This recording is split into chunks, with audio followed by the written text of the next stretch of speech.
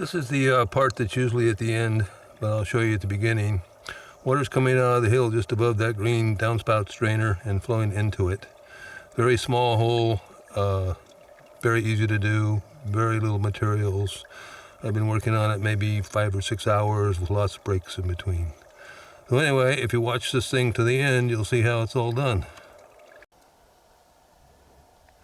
These are the parts I use to tap a spring. I'm up in a redwood forest in the coastal mountains above San Francisco. But I have an old spring up here. It's over there, comes out of the hillside. And I'm gonna tap it.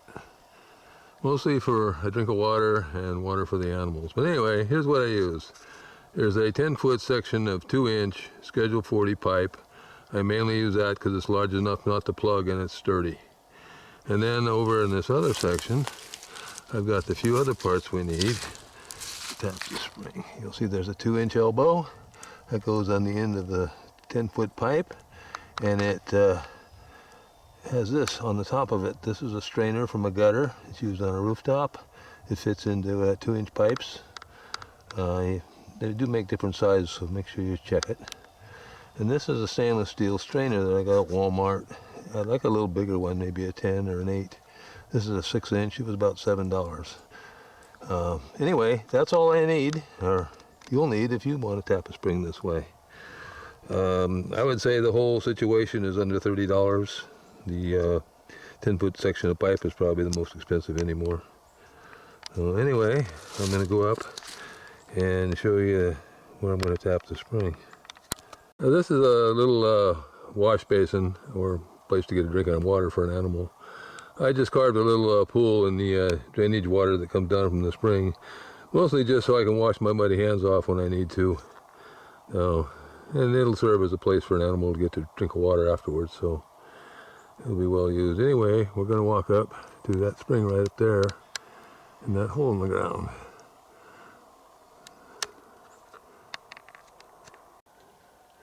There's not a lot of coming out of the spring right now, but it's the time of the year in the fall when it's going the lowest or slowest, but at least it's still running. And it's mostly a place to get a drink of water for me and the animals. You can see that black pipe there. The tap was spring long ago, and it's not being used now. But anyway, the actual place I'm going to tap is back there in that hole. The water's coming out of the ground back there. So I need to dig that out and make a place to put that 2-inch pipe and strainer in. Right about there.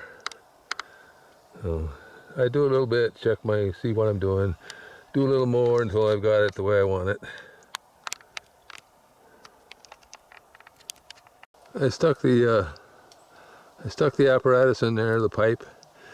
Just laid it in there temporarily. It's not where it's going to be exactly, but just to see where I need to dig and shape and make it come out of the hole. I want to slope downhill some. It doesn't have to be a lot, but enough so things don't stick in it like little pieces of dirt or rocks. We want the water to flow downhill, but you don't need a lot of downhill, but if you got it, go ahead and take it. I don't have a lot of it here because I want to be able to get under this and get a drink of water. So we'll see how it turns out. This is my preferred digging tool. It's known in the trade as a Pulowski. What it is, it's got an axe on one end that you can chop roots with and soft rocks, and then it's got a very small digging tool here, so you can swing it all day long and cut rocks and roots and move dirt, and it's an excellent tool to use in the forest. They're not always called Pulowski, probably. I'm not sure why. This one's name is actually, let's see, what is it? It's called a Collins axe. It used to be $45. I think it's about $85, but it's still worth its weight in gold. Anyway, the tool I prefer when I'm digging around the mountains for springs and making trails and repairing roads. Yeah, this is what I have so far. I've been digging in the ditch a little bit. The pipe's just laid in there just to get an idea so we can talk about it. It's too high. It needs to be settled down deeper. As we go up here where I was digging in the ditch, there's clay and stuff down underneath that white pipe up there, and I've got to go deeper. I'm storing any clayish material or dirt up here on the left, so I can use it to build my little dam and sink to collect the water afterwards. So anyway, the main thing here is we can't really see it, but the water's coming out below the green filter. I would like the water to come out just above the green filter on the edge there. It's about 1 inch up. So water just comes out of the hill and flows directly into that drain is what I desire. So my idea here now will be to dig under this pipe so I can drop it and lower that green thing down some more, still keeping my slope.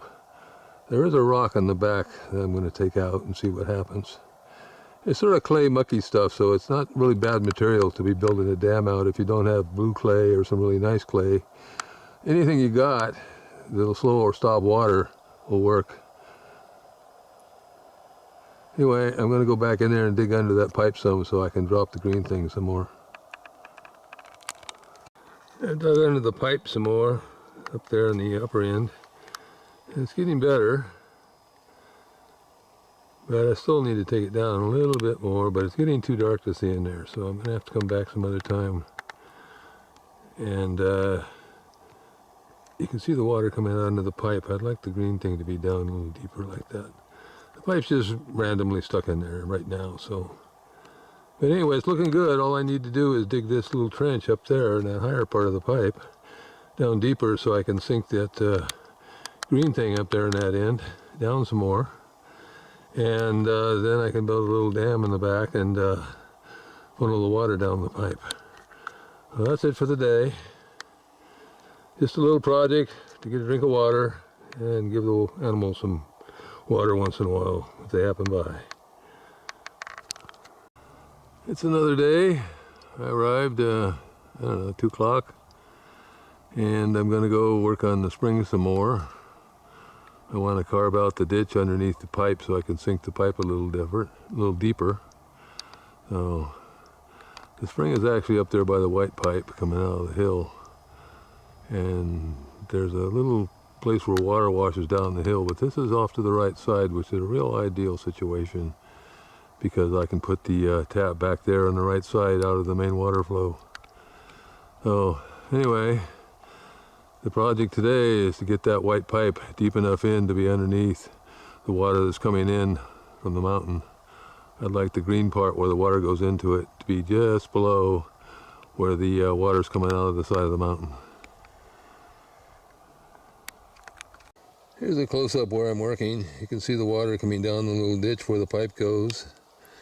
And that little ditch goes right up underneath there. It's a little dark in there, but the water's coming off the hillside near the top there. And I want the exit pipes to be just below that. So what I'm doing is lowering this ditch enough and keeping the slope on it so I can get that lined up. It's one of the most important parts of the whole thing. So, time to get at it. I meant to show you the extra tools I brought up today. I brought up a claw hammer so I can get back in the hole easier.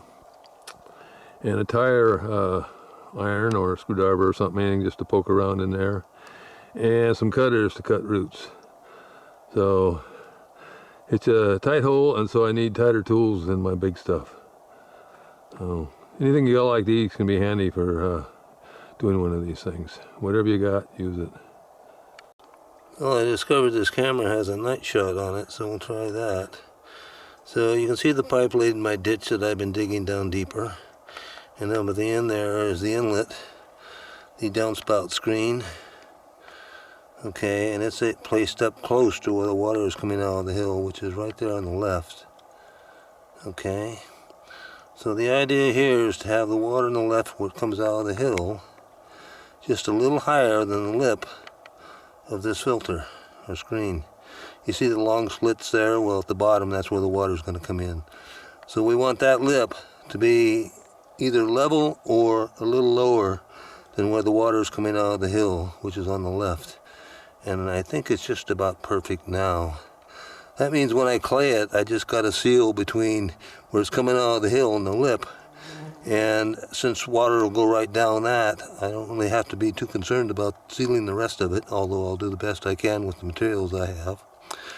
This hole, I don't have much blue clay. There's a little bit of clay here. There's some dirt and rocks and gravel. So I'm going to do with what I got. So that's what I'm going to use, just to show you, you don't always have to use blue clay if you don't have it. Use what you have and do the best you can. Anyway, I'm going to adjust this and see what's going on. I've got the pipe pretty well set in the ditch and it's the slope I want. It doesn't need a lot of slope, but I like some. And the screen is right up next to where the water's coming in off the hill, I think. Anyway, the pipe's going to be about like this. I'll fill it in later so you don't even see most of the pipe. And we'll go up there and take a look in the hole, and I'll explain a little more what we've been doing up there.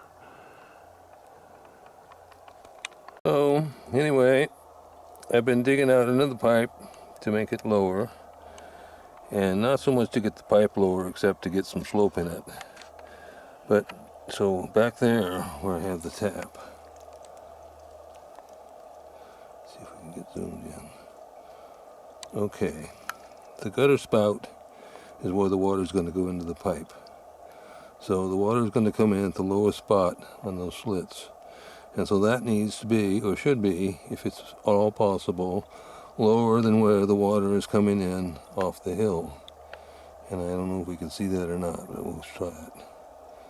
As far as I know, the water's coming in somewhere down through there, which is a little higher than that. It doesn't have to be any higher, just as long as it's just a little bit or higher or lower. The spring higher, the exit pipe lower. So now I got water basically coming right off of this dirt right here, going in to here. So if I bridge that with clay, good sealing clay or some kind of sealant, dirt or something mixture, water only has to come out of the hill and flow into my pipe. And the truth is, all the rest of this almost doesn't matter, because if I take the water in up here, there will be no water back here except in the wintertime. So I don't have much clay here, only a little bit that I saved while I was digging. And I could get some more, but by putting this inlet pipe so close to the place where the water comes out of the hillside, I really minimize how much materials I need, how big this thing is, and it makes it a whole lot easier to maintain and take care of, and it's much more sanitary like this. There will be no puddles in here when I'm done. Water will come off the hill and flow directly into this pipe, take the easiest way out of the hill and flow into your tank. In this case, we're not going to have a tank. The water's just here for the critters and me to get a drink of water when I come by. Anyway, it's getting too dark to see and work back there, and I'm only worked about an hour today, and I have maybe another hour or two, so I'm going to come back tomorrow, the next day, maybe with a light so I can see better back there. I don't want to screw everything up. I want to make sure I can see where the water's coming from and where it's going. Anyway, that's it for now. Okay, here we are, another day. I brought a flashlight up today so we can see back there and see what's going on. I have things, pretty well positioned, although I'm going to tighten things up a bit. The green thing, the downspout strainer, it's below the water where it's coming out of the hill. You can see the water's coming out up there. So it's in a pretty good spot, and it's acceptable to put it in there. You want it to be below where the water's coming in, especially those lower, the lower parts of the slits there. That's where the water's going to come in. But if I move it up just a little bit more, I can use less clay and get even a closer tap and a smaller footprint of the thing. So anyway, you can see the water coming out of the hill there above the tap. I'm going to move the tap up a little higher, maybe about 4 inches, and then I'm going to start sealing it in. So things are looking pretty good here, especially with this flashlight. This is the inlet of the outlet pipe. I'll show you the parts, how they go together. It's very simple. There's a 2-inch elbow there, 90 degrees. And you could use a 45 if you had enough slope on your outlet pipe.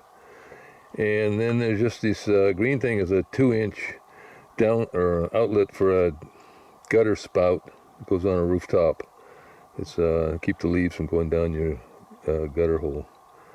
And you can get those. I got that at Home Depot. They come in different sizes. Make sure you get one that fits the pipe. I didn't glue this. It's okay to glue it. I wouldn't glue the green thing on, just in case you ever want to take it off. The bottom one I normally do glue, but I didn't bring any glue, and it's a fairly tight fit, and I don't think it's going to come apart. The other thing I put on there is a stainless steel kitchen screen. This one I got at Walmart. It's all stainless steel, and it's probably the cheapest and easiest way for you to get a stainless steel screen. The handle I usually break off, or you can leave it on there. Usually these are just spot welded on, and I can bend it a couple times and it comes off. This is a 6-inch one. I really think I prefer an 8 or 10-inch one just to give it more surface area, but use what you got. That's it. I put some rocks and some dirt underneath the white pipe there, right in that area, just to prop it up properly back where I want it, the main tap there. So these rocks will hold it in place, so I can get the pipe in exactly where I want it. I'll show you the upper part. We have the inlet part. The green downspout thing is where the water comes into the pipe. Comes in at the bottom of those slits. So you want that bottom to be a little lower than where the water is coming out of the hillside, which is in the back of it there. So I'm plenty good. There's a couple roots I'm going to trim out there, and then I'm going to tighten the pipe up underneath me so it can't move, and I'll fill it in back here in the no seal area. The seal's going to be right up there around the green thing, so back here in the back part of the pipe doesn't matter if it leaks or not. So anyway, right now I'm going to cut those roots, and then I'll start filling this in a little bit and show you what I do as I go. Okay, I did save a little clay. That's it right there, a couple handfuls. I'm going to work it around the green thing and up to where the water's coming off the hill, so there's like a bridge between where it's coming out of the hill and where it's going down that green strainer. And also seal around there, all the way around that green strainer, so I have a place to push the 6-inch stainless steel kitchen strainer upside down on top of that. So because I made this nice and small, I don't need much clay. All the water's got to do is come out of the hill and run right down that pipe. Even if I didn't make a dam or a seal, most of the water is going to go down that pipe, because water takes the easiest path it can take, and that's what it does. So right now I'm going to work that clay around the green strainer and sort of finish it off.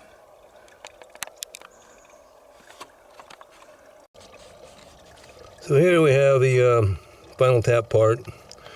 I've got the green stainless steel, the green gutter downspout in there, and the water's coming out just above it on the back of the hillside. I've clayed in around there, clear back to the water that's coming out of the hill and down to the bottom of the green thing, and actually went around it all the way. So when I turn a kitchen strainer upside down, it'll seal in it. And that'll be my next step, is putting the kitchen strainer upside down, and I'll show you that. Right now it's going very well. So let's get on with it. You can see the stainless steel kitchen strainer placed upside down on top of the downspout and pushed into the clay that I pushed around the downspout. That helps keep the roots on stuff out of there. I broke the handle off. You don't have to, but it's nice to get it out of the way. You can cut it or break it. It was spot welded, so it broke pretty easy. Stainless steel, that's what you want. Kitchen screen, easiest, cheapest thing you can use. So, anyway, did you notice that there's no puddles of water? I intentionally ran the water directly out of the hill and into the downspout to minimize any puddles.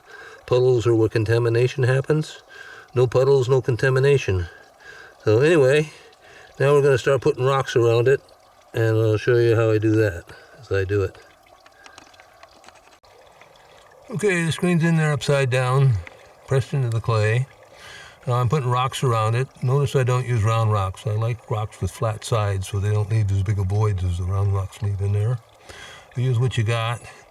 So anyway, I'm trying to push the rocks back into the cavity, way in the back where the water's coming out, back there. And anywhere there's a cavity, I'm trying to fill up with rocks. So there's a start. You can see how I put them up to the screen. I don't push them in the clay, but I try to form the cracks so they head for the screen.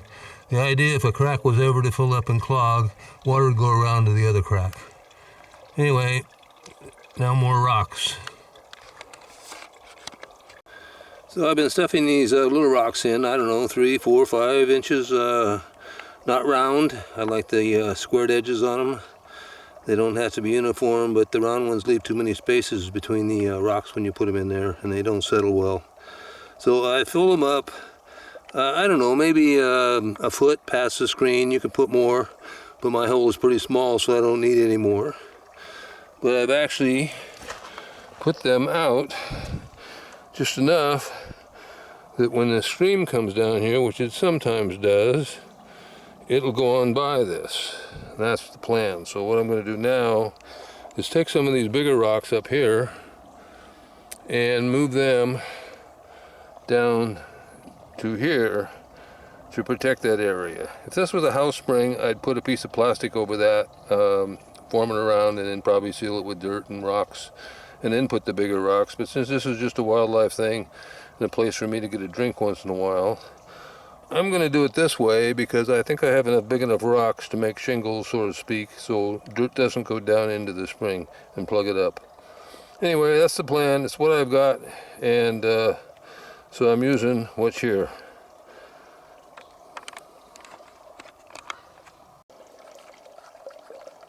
This is the finished product. I've stuffed a bunch of big rocks into the corner over there on the right. Those ones there, there's smaller rocks underneath that, and the spring's down over there about 2 feet into the hillside. Water should come down from this side in the wintertime. It doesn't run very often. But when it does, it'll go ripping by here and hopefully just go on down the stream. I'll keep an eye on it. If some more rocks become exposed, I'll pile more rocks in there. But I think it's pretty good. We'll see. It's just for animals. Drink of water spring, I call it. Now let's go see how we measure the output. Doesn't that sound great? Free water, free clean water just flowing out of the hill. It's not ready to drink. So here's how you measure a spring. You get a gallon container. This is the easiest way anyway. And you time how long it takes to fill that gallon container with water. I've already measured this one. This one takes 2 minutes to fill that. That means we have a half a gallon a minute, or 30 gallons an hour, or 660 gallons a day. That's enough to live on. Some people would be very happy to have that. So this is the lowest time of the year for water output, this fall. Most time it'll be more than that. But this is a drink of water spring, so I think I'm finished for now. I'm going to paint that pipe black just so it blends into the air better. I like the drip that comes down. It attracts birds from high in the air. Anyway, hope you learned something. That's how you do it, with minimal materials and what you got. I like hearing the dribble of the water splashing like that. One last thing I did is I scattered a few leaves and forest debris where I was working. And the last thing I'd like to point out is if I didn't do something right here or something changed, it's one of the simpler things to get into because all you got to do is unstack the rocks and you're into it. Probably an hour or two at the most. It's easy to get into, easy to keep clean, and it's just a no fuss type of way to do a spring. Anyway, thanks for watching. On to the next one.